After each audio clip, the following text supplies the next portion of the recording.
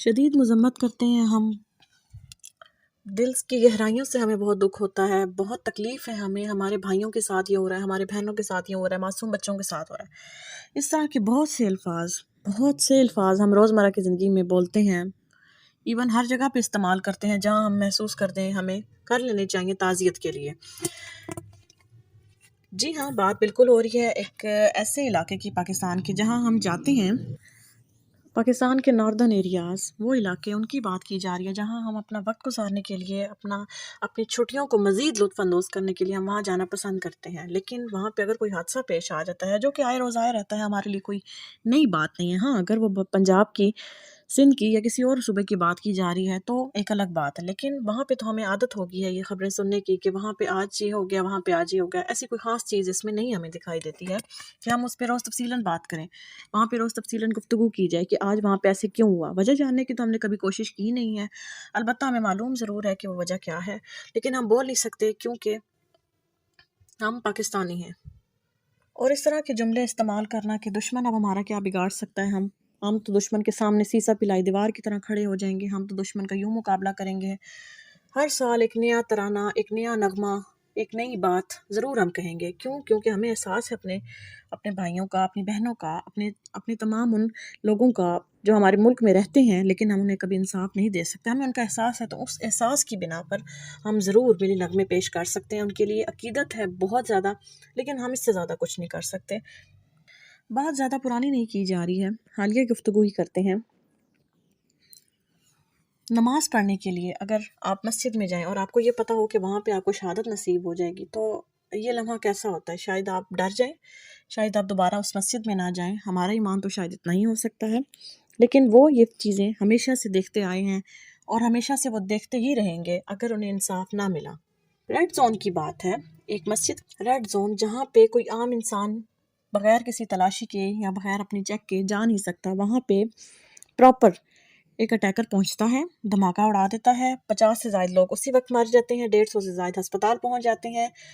2022 میں بھی ایسے بہت سے واقعات ہوئے ہیں، لیکن 2023 کا آغاز آپ کے سامنے ہے، لیکن ہمیں اتنا محسوس نہیں ہوگا۔ جب سے طالبان کی رجیم پشاور آتی ہے تو آپ لوگ یہاں پر جشن مناتے ہیں، تالیاں بجاتے ہیں، نغمے بناتے ہیں کہ اور کہیں گے کہ اب تو غلامی کی ساری زنجیریں ٹوٹ گئی ہیں، اب تو ہم آزاد ہو گئے ہیں۔ اسی دن سے ہم چیختے آ رہے ہیں۔ کسی کو یہ بات سمجھ نہیں آتی کہ خون ہمیشہ پشتون کا ہی بہے گا، ہمیں تو کچھ نہیں ہوگا۔ ہم یہاں پہ پوری طرح سے محفوظ ہیں، پنجاب پوری طرح سے محفوظ ہے، یہاں پہ تو کبھی ٹیرر اٹیک نہیں ہو سکتا اور نہ کبھی ہم ہونے دیں گے، کیونکہ ہم یہاں کے محافظ ہیں، یہاں پہ آرمی ہے ہمیں پروٹیکٹ کرنے کے لیے۔ لیکن وہاں پہ طالبان ضرور جا سکتے ہیں، ہم نے ان کو اجازت دی ہوئی ہے۔ ہر سال ہمیں تقریباً سال میں کتنی دفعہ ہمیں یہ جوش ضرور چڑھتا ہے کہ اب ہم نے اس پارٹی کا ساتھ دینا ہے، اس کے پیچھے ہم نے بینرز اٹھانے ہیں، اپنی جانیں تک گوا دینی ہے، ان کے جلسوں میں جا کے اپنی ماؤں، بہنوں، بیٹیوں، اپنے بچوں کو لے کے جانا ہے، ان کی تقریریں سنانی ہے اور ان کو سننا ہے آپ نے کہ وہ کس قدر امپاورمنٹ ہے ہمارے لیے، وہ ان کی تقریریں ہمارے لیے کتنی ضروری ہے اور ہمارا مستقبل کیسے سنور سکتا ہے۔ یہ ہم کام ضرور کر سکتے ہیں، اس کے لیے ہم اپنی راتیں بھی قربان کر سکتے ہیں، اپنی زندگیاں بھی، اپنی جانیں بھی۔ لیکن جہاں بات ہوگی کہ ہم کسی کے انصاف کے لیے کھڑے ہوں، وہاں ہم کبھی بھی نہیں ہوں گے۔ آخر ہم پاکستانی ہیں، ہم نے اس کا ثبوت ضرور دینا ہے۔ آپ دیکھیں، جب روزمرہ ہمارے ساتھ ایسے معاملات پیش آتے ہیں، آپ پشتون کی بات کرتے ہیں، پشاور کی بات کرتے ہیں، وہاں پہ جب روزمرہ کے ایسے معاملات آتے ہیں تو وہاں پہ آپ کو کون سی پارٹی نظر آتی ہے؟ پشاور میں یا KPK میں تو ابھی حکومت ہی نہیں ہے، کوئی گورنمنٹ نہیں ہے، کوئی ان کو کنٹرول نہیں کر رہا۔ حالات مزید بڑھتے جا رہے ہیں، بگڑتے جا رہے ہیں۔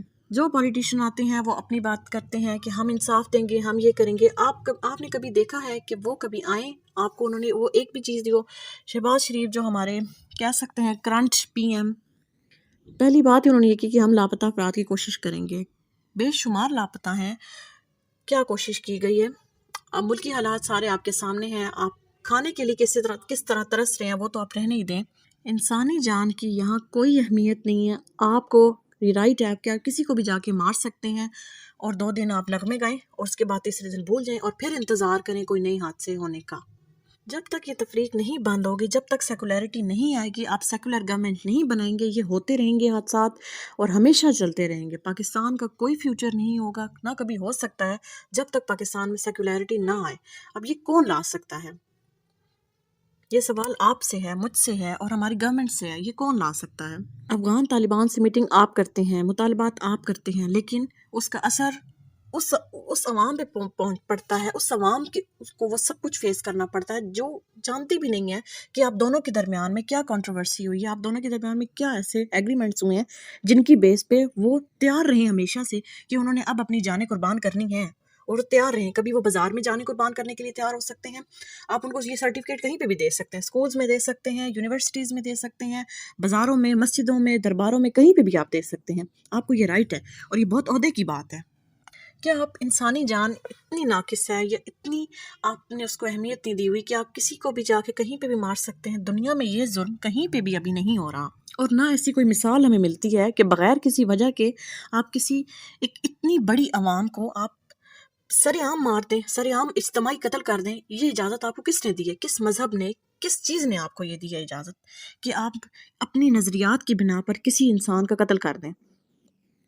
جب تک ہم اپنے ناردرن ایریاز، اپنے بہن بھائیوں کو وہاں پہ ہم ان کو رائٹس نہیں دیں گے، وہ رائٹس جو ہمیں یہاں پہ پنڈی، اسلام آباد، لاہور اور ہمارے تمام بڑے شہروں میں ہمیں ملتے ہیں، ہم یہاں پہ سیف اینڈ سیکیور ہیں، ہمیں اس طرح کا ڈر نہیں ہوتا، لیکن وہ جب گھر سے نکلتے تو ان کے اندر یہ ڈر ہوتا ہے کہ پتہ نہیں ہم واپس گھر جائیں گے بھی یا نہیں جائیں گے۔